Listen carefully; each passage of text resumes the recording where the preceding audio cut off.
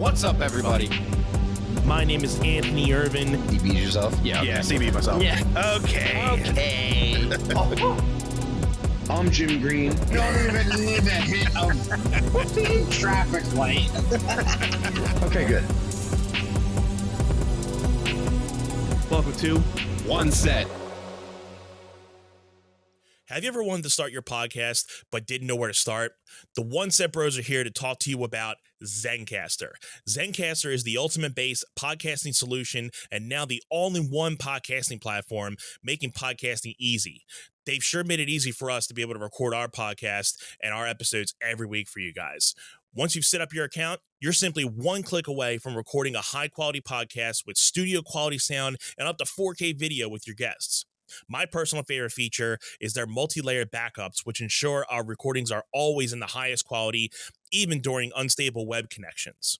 And if you thought you needed multiple tools and services for your podcast, Zencastr's all-in-one podcasting platform allows you to create your podcast all in one place and distribute to Spotify, Apple, and other major destinations. Go to zencastr.com/pricing and use our code OneSetPod, and you'll get 30% off your first month of any Zencastr paid plan. I want you to have the same easy experience as we do with all our podcasting and content needs.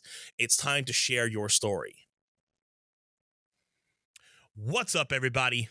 Welcome back to another episode of the One Set Podcast.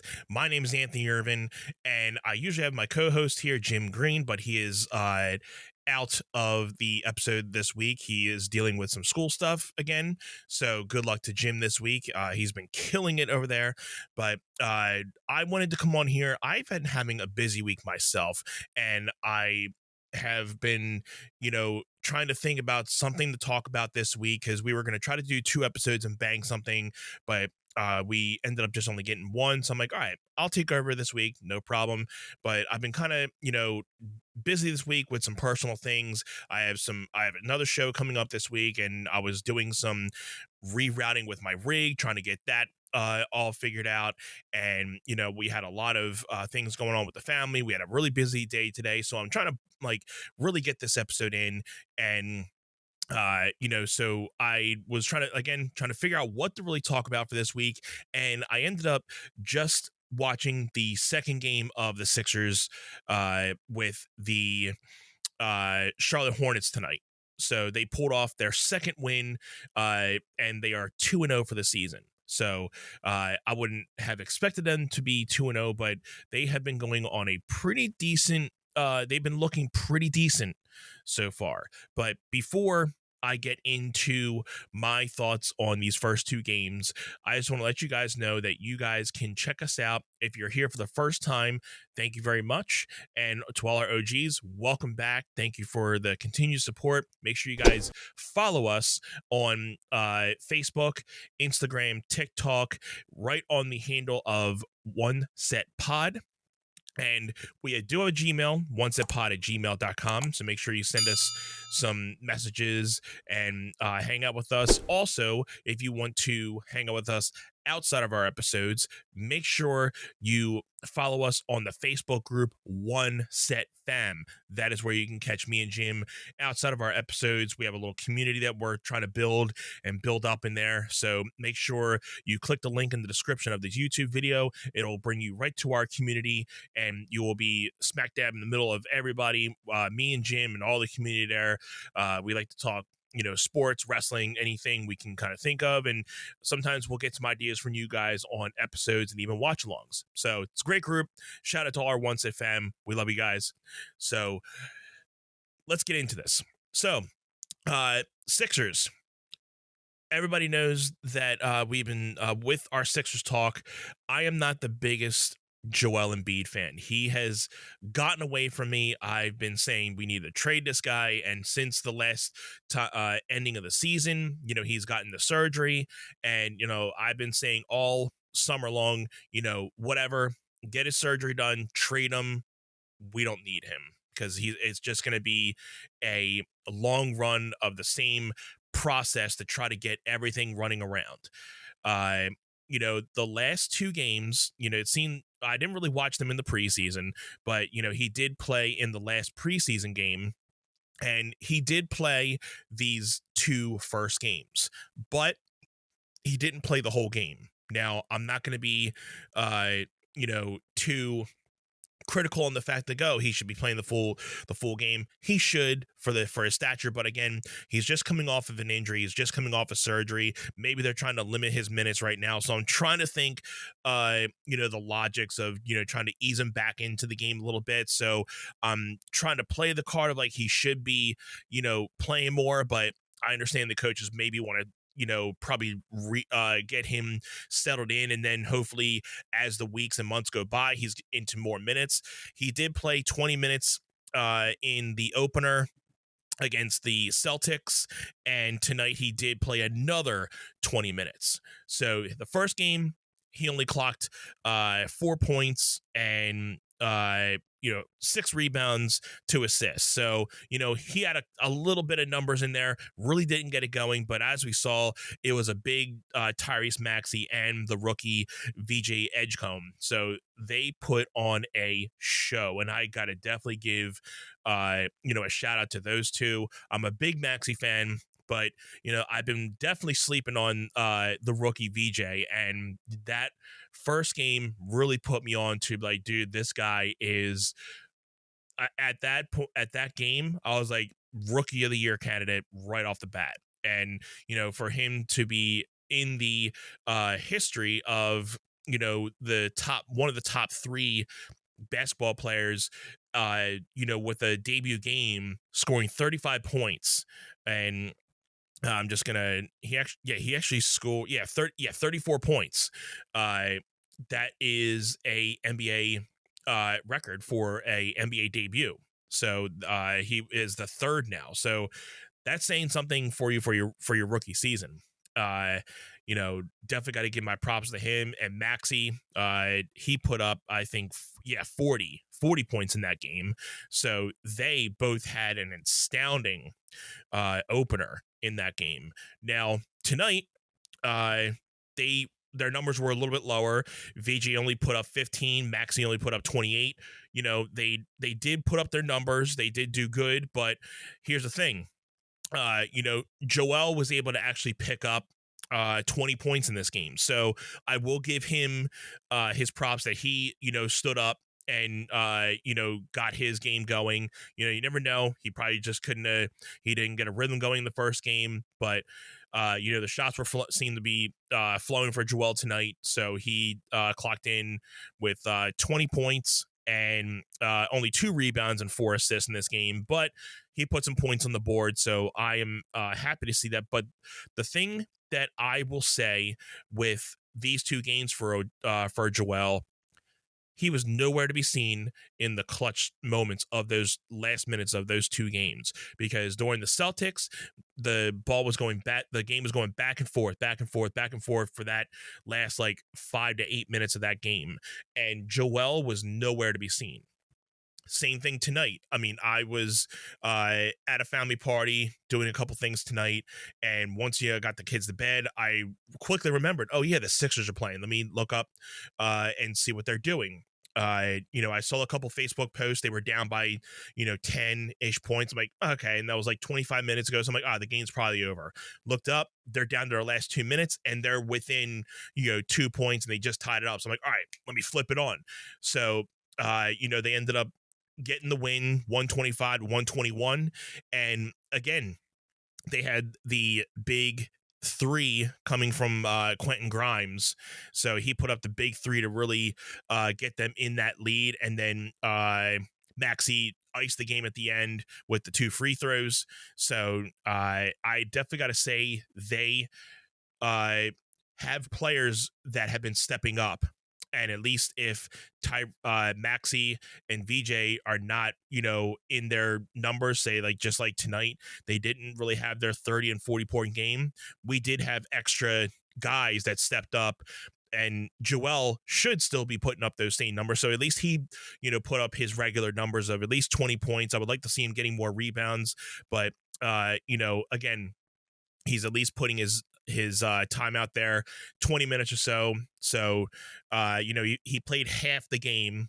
Again, I'm going to put it to the point that the coaches may just be limiting him for these first couple games just to get him, acquainted and get him back out there. If it is, that's fine. It is what it is. But I hope this isn't something that's going to be continuing with him, that he's going to be limiting his time more and more.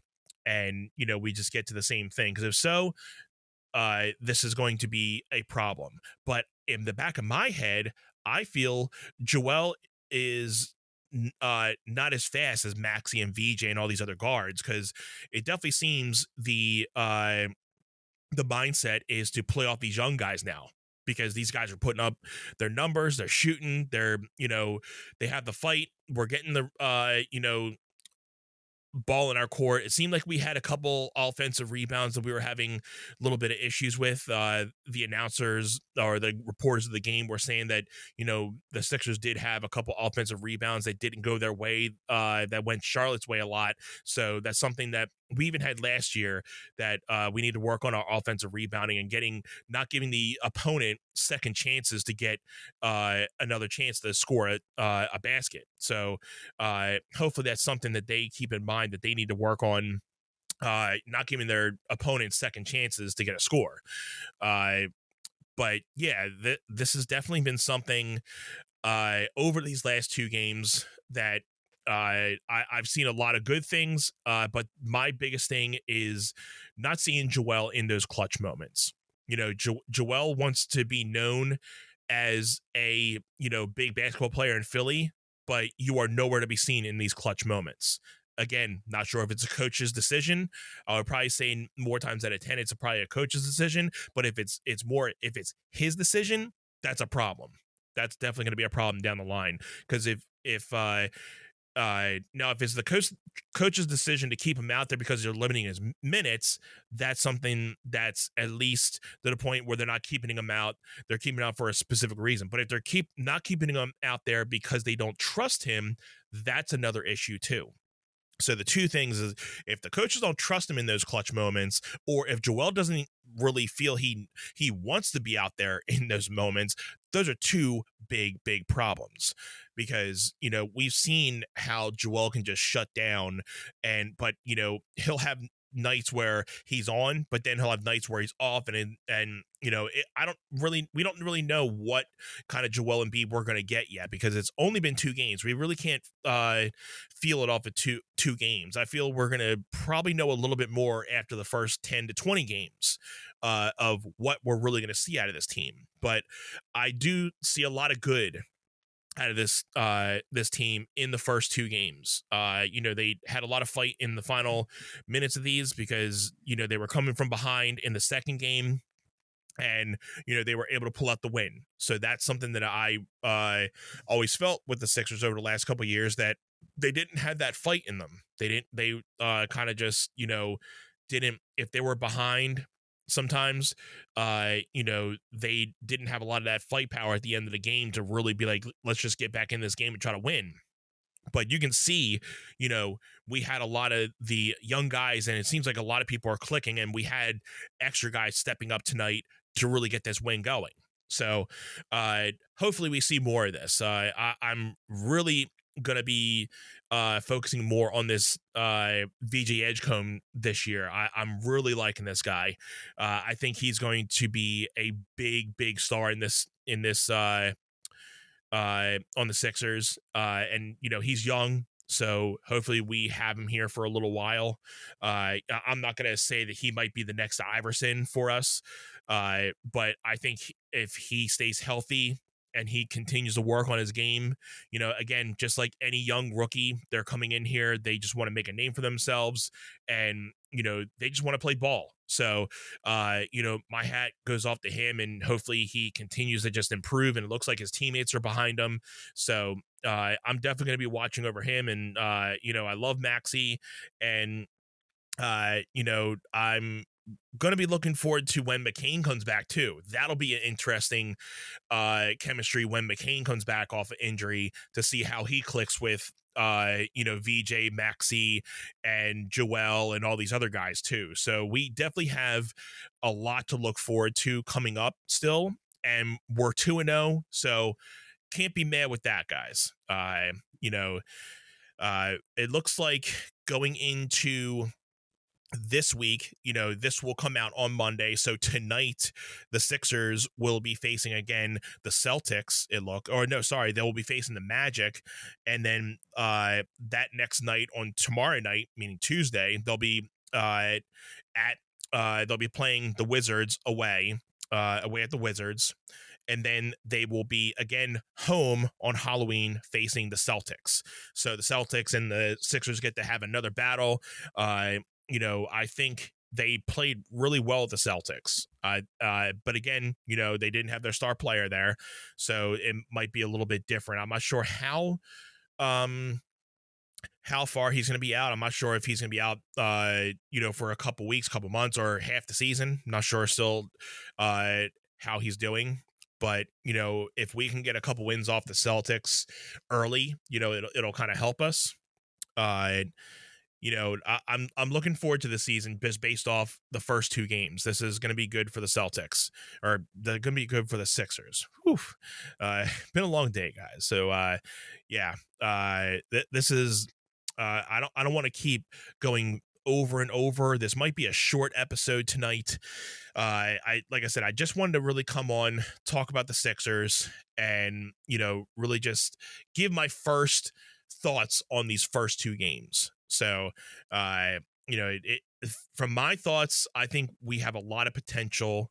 Where it looks like it's going to be a young man's game going in this year. We're going to be really putting our stride into our young guys, Maxey, VJ, and all these other guys. Joel, I don't see where he's. I'm going to have to see it in these next couple games to see where he's going to be fitting in, because I personally agree that I don't think he has the speed to keep up with these guys right now coming off of this injury. I think you're going to see him start, in my opinion, I think these 20 minutes, hopefully, I would like to really hope that 20 minutes starts gaining back up to, 25 and 30. But in my heart, I think he might not be playing more than that. Maybe he'll have 25, maybe he'll have 20, maybe one night he might have 15, because I think it really just depends on how that knee keeps up with him. Because if that knee feels good to him and he feels that he can keep on pushing it, then, they'll probably keep on bumping up his minutes. But if he doesn't feel like he is getting anything out of it and he's not really ready, I think he's just going to continue to just go down. And that's going to be a shame. But, it doesn't seem like they're in the right mind. I don't think they're going to be trading Joel anytime soon. Doesn't seem, even though I would have had him gone a long time ago. But, he is the original part of this process, and everybody from that process is pretty much almost gone at this point. And Joel is one of the only ones that has probably remained from that process. From those, I think it was 10 years of a process. So I don't know. We'll see, guys. That again, it's only 2 games. We have 80 games to go. So a lot can happen in this season. It's like baseball. You can't really judge 2 games off of baseball because there's 100+ games. So you could be going on a win streak you can go 10-0 for your first 10 games, but then you can lose your next 10 games, and it might not affect you too much, but in the long run it might hurt you. So we'll see how these next couple games go. Like I said, we have the Magic, the Wizards, the Celtics, and then we have the Nets the next 4 games. So again, I haven't watched basketball enough to really see how the Magic, the Wizards, and I know the Celtics more, but with how the Magic and the Wizards are these days, I would think the Magic, it seemed like they might be a decent team. In the preseason game, they got beat out by the Magic on 128-98. So definitely I would say the Magic have almost a better team, but we will see how that is when they have their starters in there.